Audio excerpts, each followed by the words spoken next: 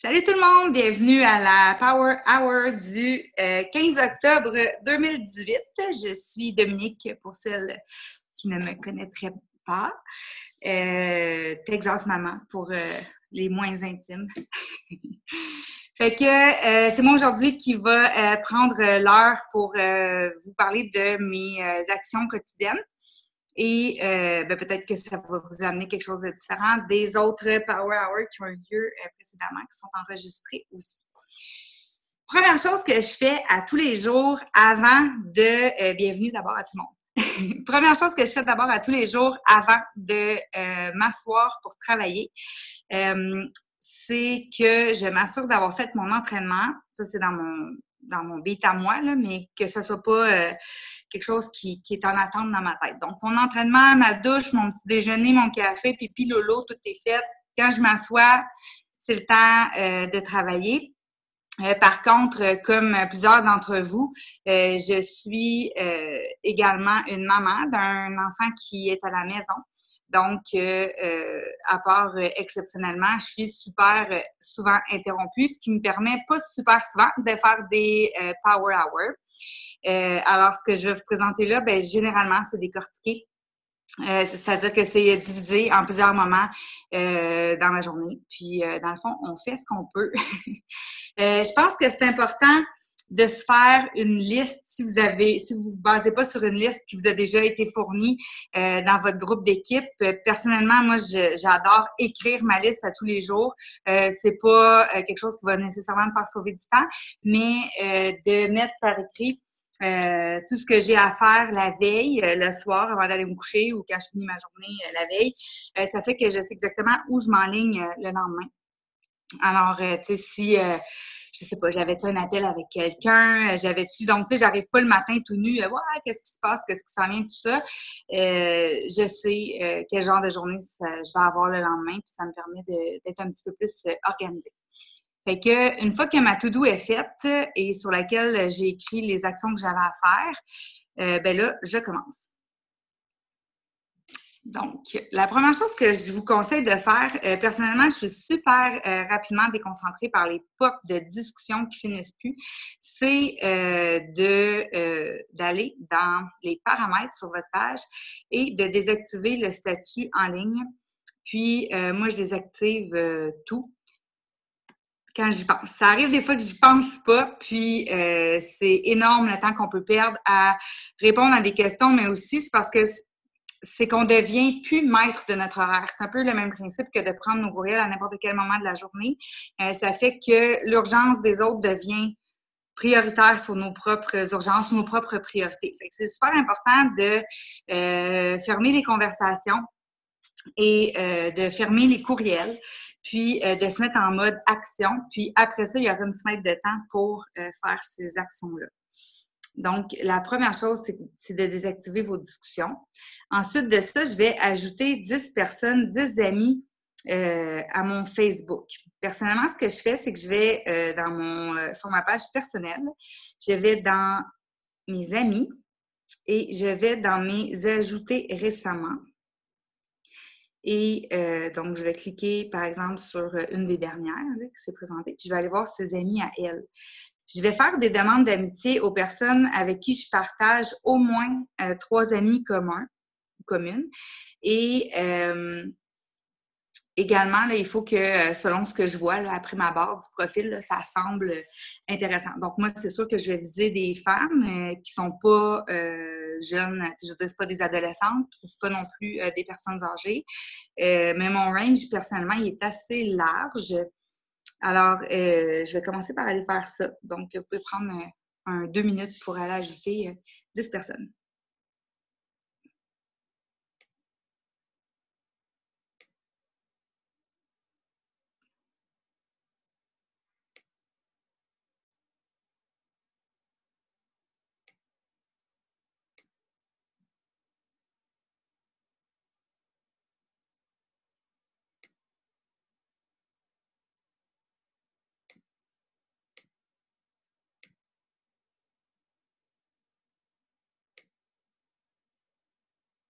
Bon, moi, c'est fait. Il fut une période quand j'ai commencé le coaching où j'ajoutais des centaines de personnes. Rapidement, Facebook me bloquait. Puis après ça, ben, j'ai été bloquée pour des mois. C'est-à-dire que je faisais, mettons, plus que 3 demandes par jour, puis j'étais encore bloquée pour quelques jours. Donc, je vous conseille fortement de ne pas exagérer les demandes d'amitié. Aussi, j'ai un script pour les T'es qui toi où on se connaît-tu ou j'ai vu qu'on connaissait des gens en commun, mais je me rappelle pas t'es qui. Donc, j'ai un script amical, là, dans le fond, qui indique qu'effectivement, on se connaît pas, mais que peut-être que ma page pourrait les intéresser. C'est une page qui parle de ci, cela, blablabla. Fait que ça va assez vite. Je fais un copier-coller en spécifiant, en ajoutant le nom de la personne pour le personnaliser. Mais ça va aller vite. Ensuite, pour ce qui est de Instagram, sur Instagram, je fais pas la démarche d'ajouter des amis, des comptes. Je m'abonne pas à des comptes, c'est mon petit robot Steam Social qui le fait.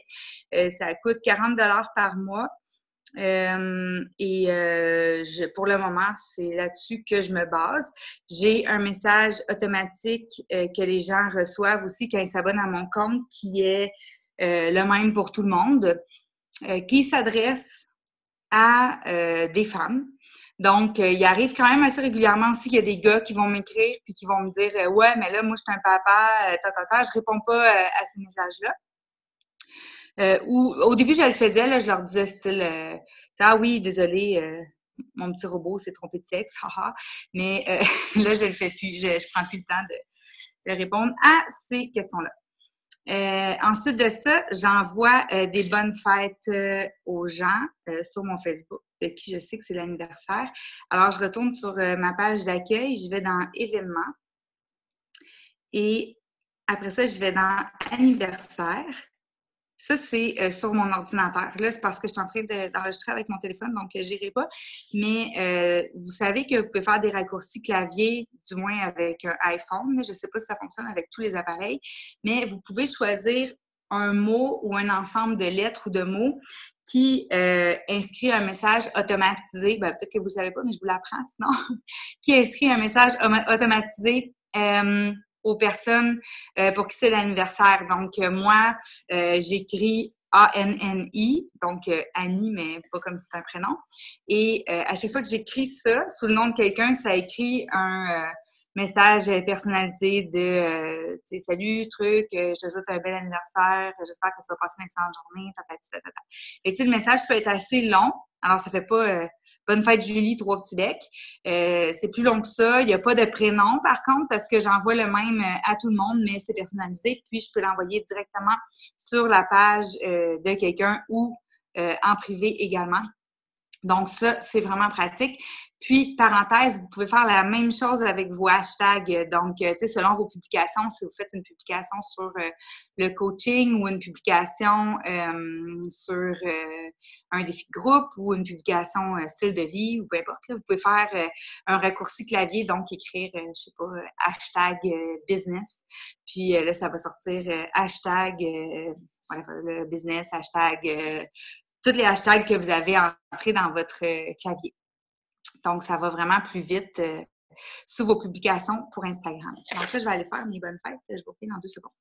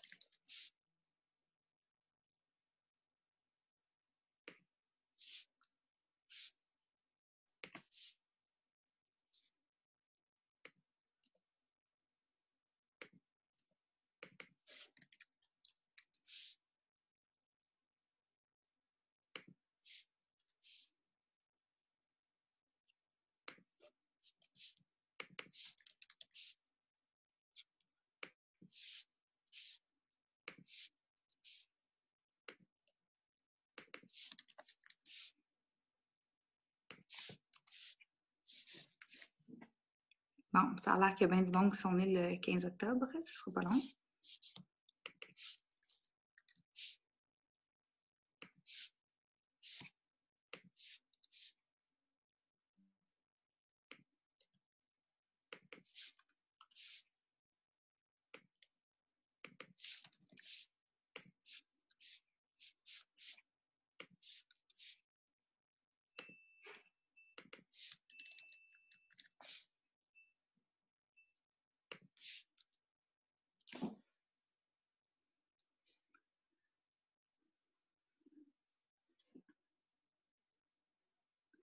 Super. Donc, maintenant, je vais aller interagir avec les personnes. Je n'ai pas été un super exemple. En fin de semaine, je suis partie, j'étais complètement absente et prise dans un tourbillon de trucs qui sont arrivés.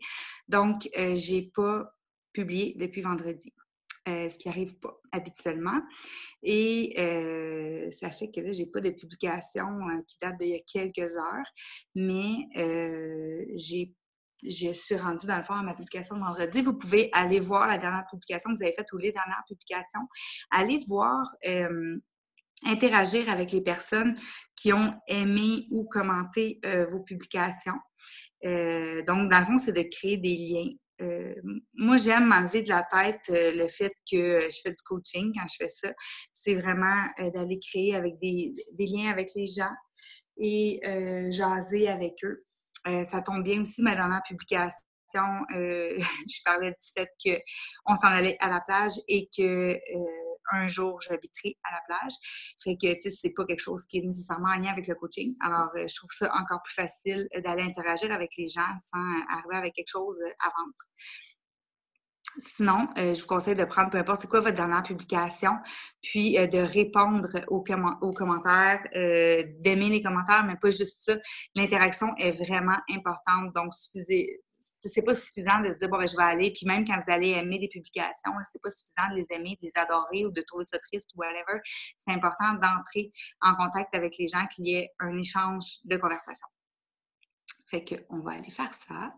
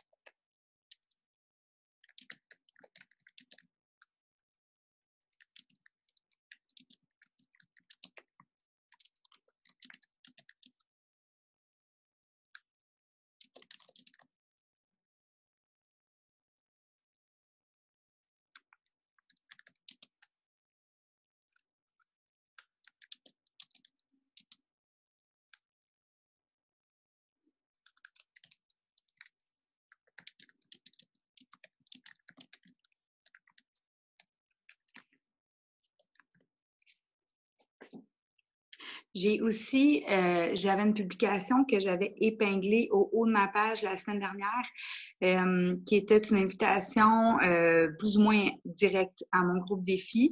Donc, ça disait pas «Salut, je fais un groupe défi, la score, blabla, telle date», mais je parle de mon groupe défi et j'offre la possibilité de se joindre à ma gang, mais c'est pas comme super infopub, là. Donc, je suis aussi allée voir là, qui avait aimé cette publication-là pour les remercier d'échanger sur ma page et aussi pour voir si elles avaient un intérêt à avoir plus d'informations. Il y a des gens, des fois, qui vont venir aimer nos publications parce qu'ils aiment la photo ou, tu sais, c'est pas nécessairement parce qu'elles ont l'intérêt. Alors, ma façon de les approcher sera certainement pas Salut, tu veux des infos sur un groupe défi? Je vais amorcer une discussion avec ces gens-là et puis à partir de ça, ben, je vais voir là, si c'est clairement ça que la personne voulait ou si la personne est venue aimer ma photo. Je veux pas qu'elle me trouve agressante puis qu'elle ose pas aimer ou commenter la prochaine fois. Donc, il faut faire attention à ça puis pas être trop agressive dans notre démarche, à mon avis. Après ça, moi, depuis que je suis coach, j'avais commencé une liste de comment je l'ai appelée, liste de contacts que j'ai ouvert. Celle-là, je l'ai ouverte en juin 2016. C'est la dernière date où j'avais ouvert ce document-là. Que je l'avais reparti à zéro. Donc, cette liste-là, en fait, c'est des milliers de noms de personnes avec qui j'ai communiqué depuis que je suis coach. Et En fait, la façon de procéder, c'est que je vais toujours j'ai pas, l'organisation j'ai pas été organisée par, une compagnie, j'ai pas l'organisation, je suis loin d'être un modèle, en fait, d'organisation, d'étiquetage, de pages professionnelles, et cetera. Moi, ma technique, c'est tout simplement un document Excel dans lequel je liste toutes les personnes avec qui je parle, dans lequel je prends des notes à côté de leur nom. Et ensuite de ça, j'ai tous les mois de l'année qui se suivent. Donc, je me mets un X à la prochaine date où je veux parler à la personne. Éventuellement, à cette personne-là, je vais tomber dessus quand je vais aller à la liste d'un mois en particulier, puis je vais faire mes suivis comme ça. Par contre, dans les derniers mois, j'ai commencé à le faire un peu différemment. J'ai commencé à mettre ces rappels-là dans mon téléphone, dans mon calendrier, au lieu d'aller sur ma liste Excel.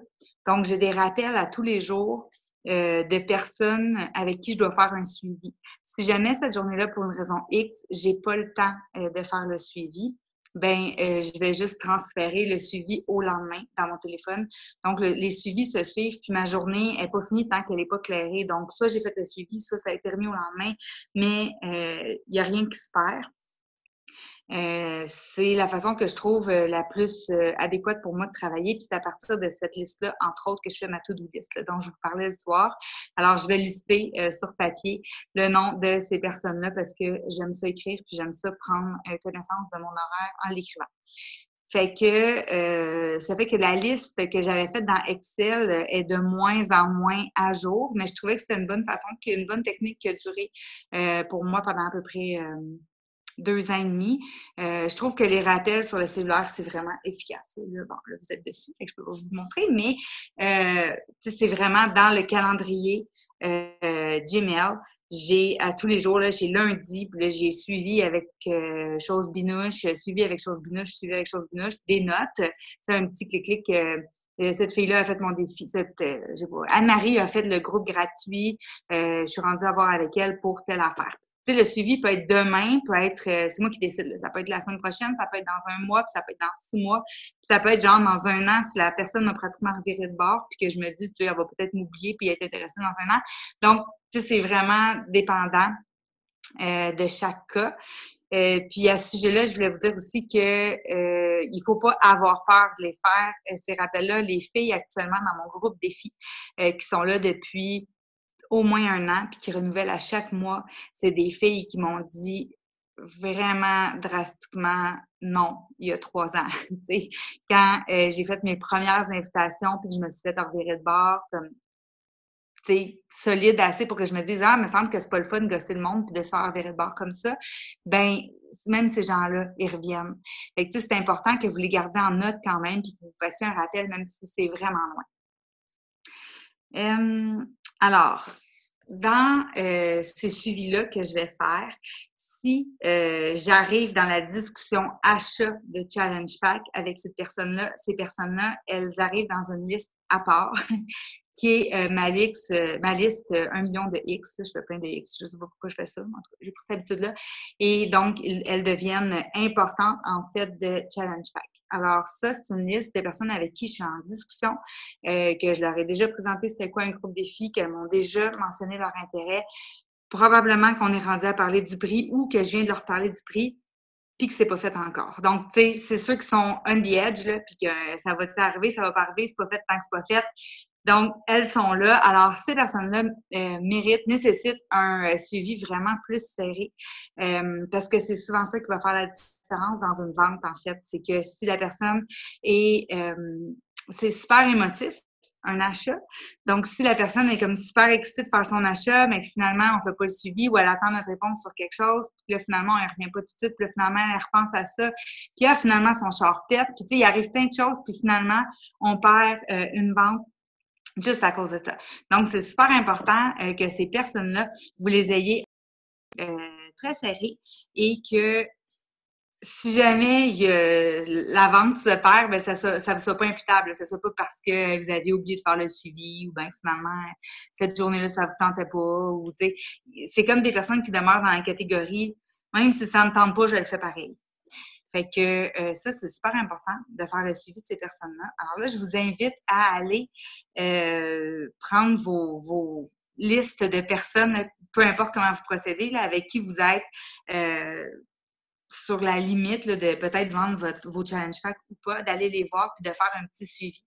Je vous reviens dans pas long.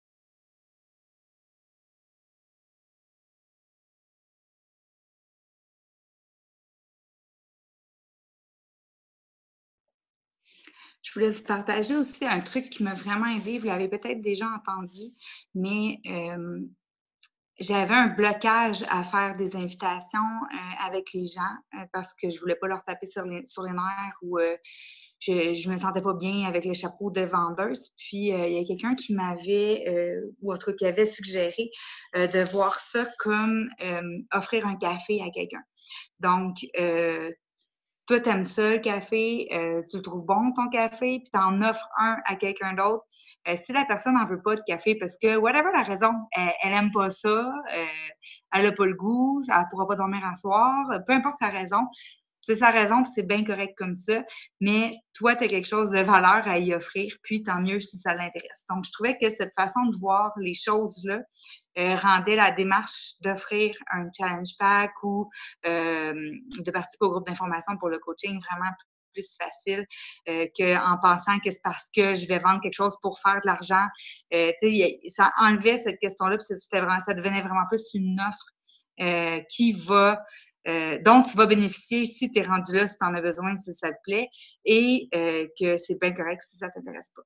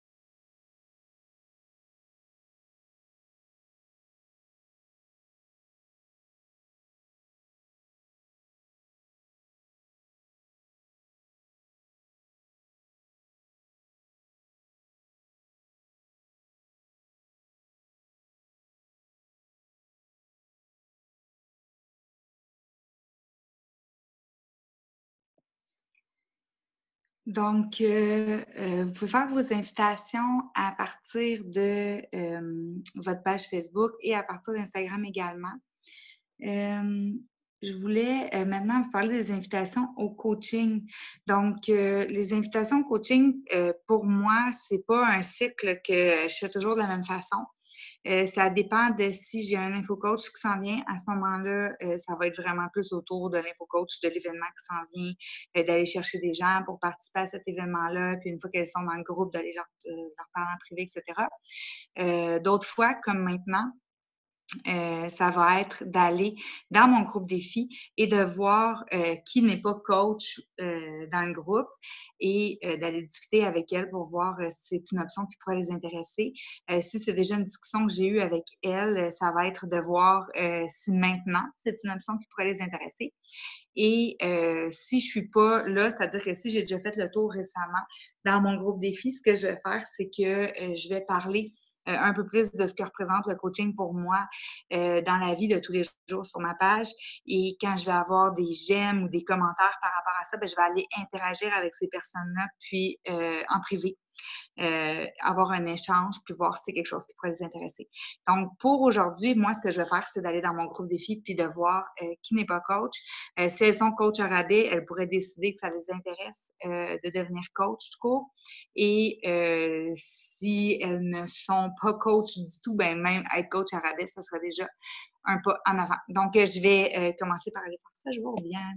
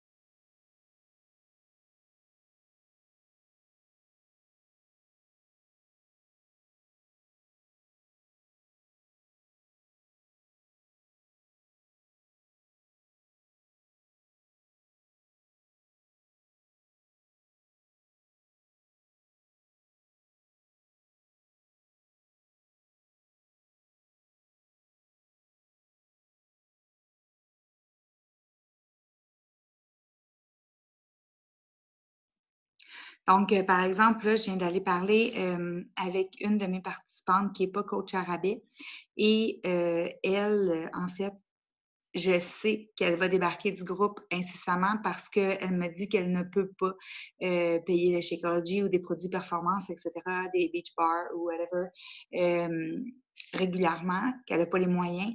Donc là, je suis allée lui parler pour lui, souligner le fait que si elle aide 3 personnes, par mois, ça paye son Shakeology.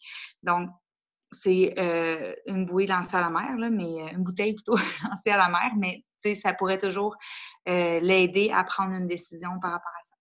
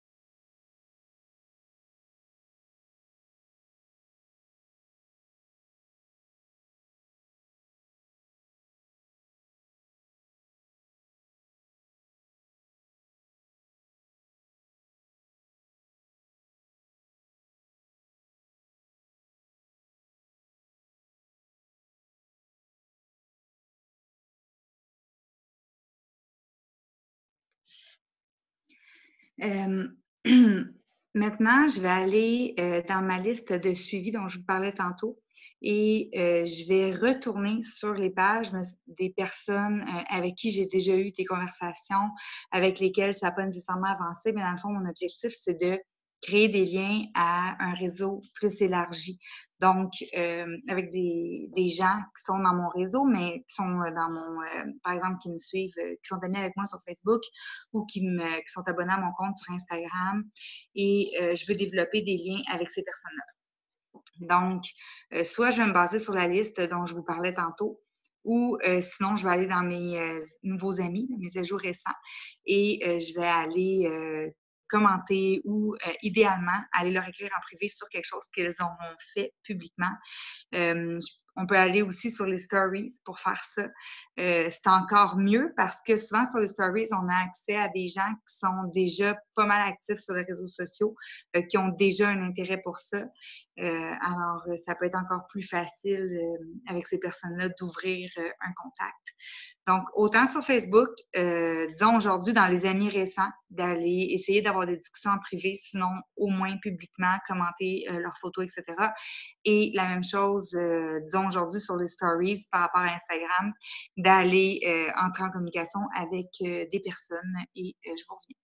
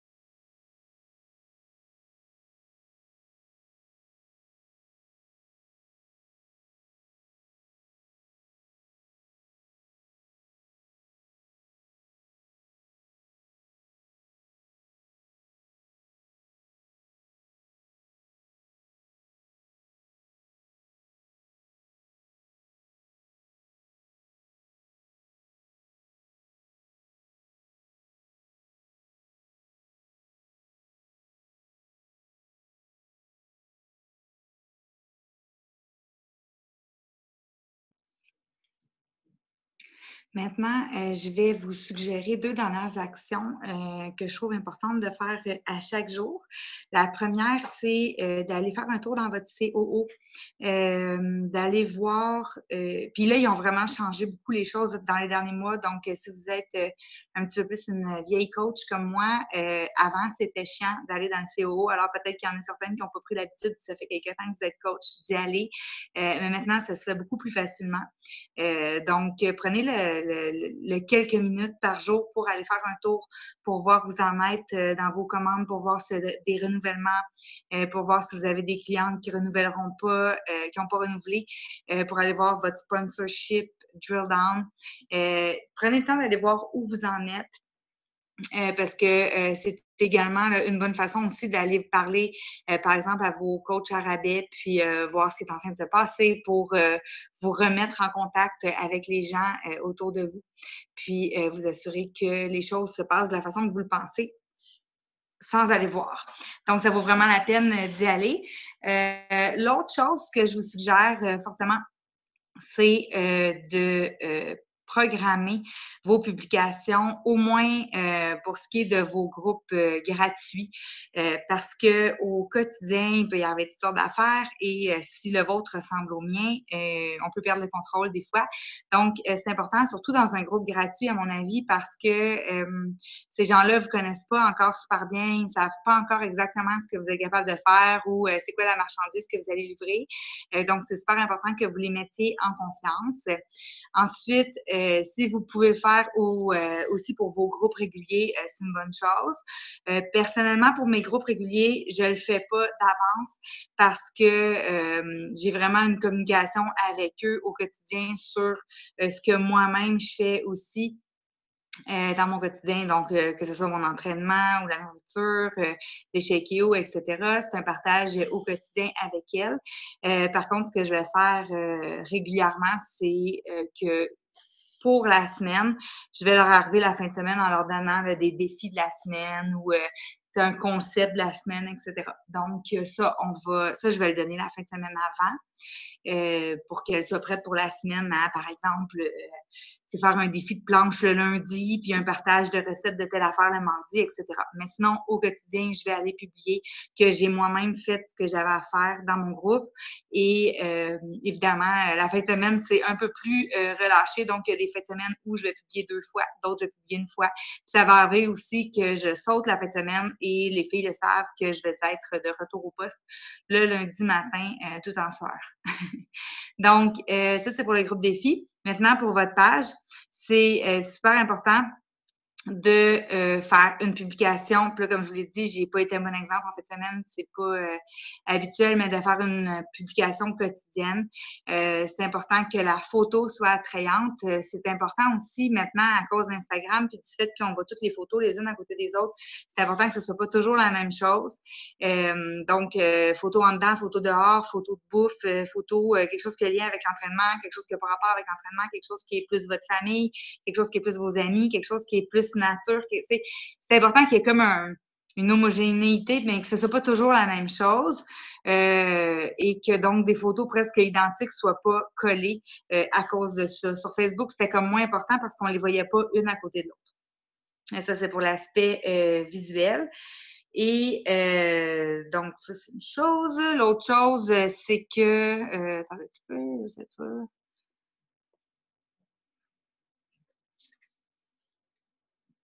Qu'il y ait un appel à l'action dans chacune de vos publications ou un message à passer ou en fait qu'il y ait toujours une intention à travers vos publications, que ce soit d'inspirer les gens, de divertir les gens, de leur donner le goût de rester là, de vous suivre, d'être intéressante, d'apporter quelque chose. Euh, Souvent, nos pages, c'est un peu comme un genre de journal intime de ce qu'on fait, mais en même temps, c'est important que les gens se sentent interpellés par ce qu'on fait.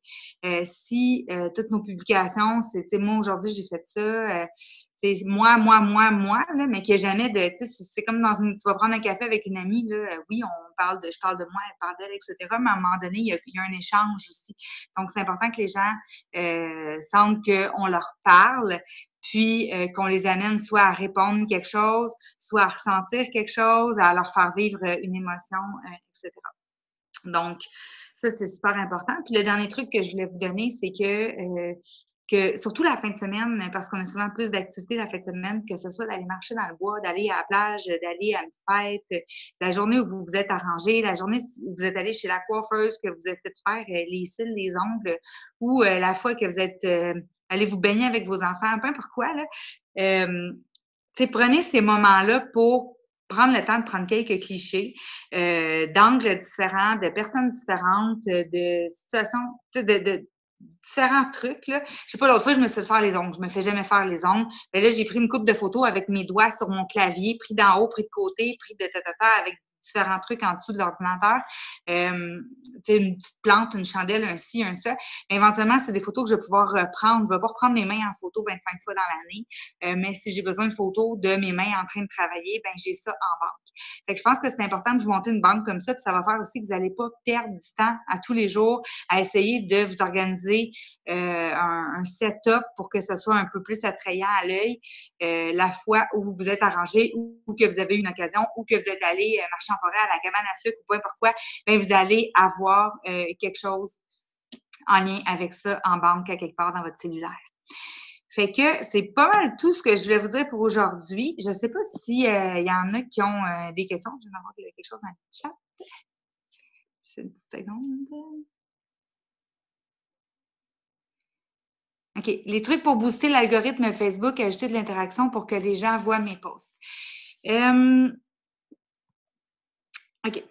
Je vais juste fermer ça. OK. Donc, moi, il y a 2 choses principalement que je vais faire, là. Premièrement, je vais régulièrement mettre pas grand-chose en publicité Facebook ou Instagram. Donc, mettons, au quotidien, ou presque, là, à moins que ce soit une publication qui était vraiment moins inspirée que d'habitude, là, mais généralement, je vais mettre 1 ou 2 par jour. Je ne vais pas faire des boosts, j'ai jamais fait ça, là, des boosts à 25, 30, 40, 50, 100 piastres. Personnellement, j'ai pas de revenus pour faire ça, mais je trouve que 1 ou 2 par jour, ça va super bien, puis ça fait que tu disparais moins pour l'algorithme Facebook. Donc, moi, ça a quand même fait que j'ai gardé une pas pire rétention. C'est sûr que ça a changé avec le temps, là, mais c'est quand même pas pire.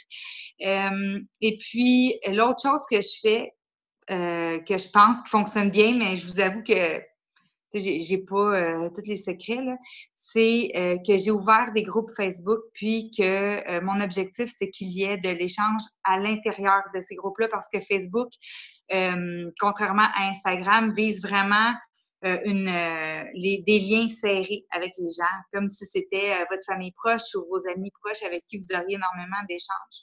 Donc, je vais juste aller voir là, pour pas vous dire n'importe quoi. Mais par exemple, moi, je fais de la course à pied. Donc, j'ai un groupe de course à pied, de mamans qui font de la course à pied. J'ai des interactions à l'intérieur de ce groupe-là, qui n'est pas nécessairement des filles qui font Beachbody, là, mais c'est des filles avec qui j'échange sur la course à pied. J'ai l'autre groupe qui est par rapport au coaching. J'ai un groupe d'information sur les programmes Beachbody. J'ai un groupe d'introduction sur l'alimentation intuitive, donc avant de les mettre dans mon groupe To Be Mindset. J'ai un projet de commencer un podcast super bientôt, donc j'ai un groupe aussi pour ça. Bref, j'ai quelques groupes, puis à l'intérieur de mes groupes, il se passe un maximum d'actions. Je ne le dis pas, puis dans mon groupe défi, évidemment, là, qui est en ce moment continue. Mon groupe défi, ça dépend, là, je le repars à tous les mois, 2 mois ou 3 mois max. Le plus long que j'ai fait, c'est avec le 80 jours obsession. Mais sinon, moi, j'aime les repartir parce que la plupart des filles dans mon groupe sont comme moi. Là, on aime ça, le nouveau départ. On aime ça, se fixer de nouveaux objectifs puis de se dire, bon, tu sais, là, pour le prochain mois, je me fixe tel objectif. Là, pour le prochain mois, je vais pas sauter un Shakeology. Là, pour le prochain mois, je vais être sur la coche sur mes entraînements. Tu sais, c'est plus facile de viser des steps comme ça, à mon avis, et de celui de plusieurs de mes participantes, que de viser l'année ou les 6 prochaines années. Ça devient un petit peu plus difficile des fois. Je vais regarder s'il y a d'autres questions sur le chat. N'hésitez pas. Si vous avez des questions, je suis là pour ça. Sinon, on va terminer la Power Hour. Je vais laisser comme un 10 secondes. Mais en tout cas, par rapport au groupe, apparemment que ça aide. Plus il y a de l'interaction dans les groupes, plus on serait visible sur Facebook. Est-ce que c'est vraiment la recette secrète? Je ne le sais pas, mais pourquoi ne pas essayer? Pour le moment, ça va quand même pas pire. C'est sûr qu'il y a des personnes sur Facebook qui ont 300 commentaires à chaque publication. C'est pas mon cas, mais pour le moment, il me semble que ça va quand même pas pire. Fait que si vous avez des questions, n'hésitez pas, là, même si c'est après la Power Hour, ça va me faire plaisir d'y répondre. Puis, ben, j'espère que je vous ai donné des nouvelles idées aujourd'hui. Merci.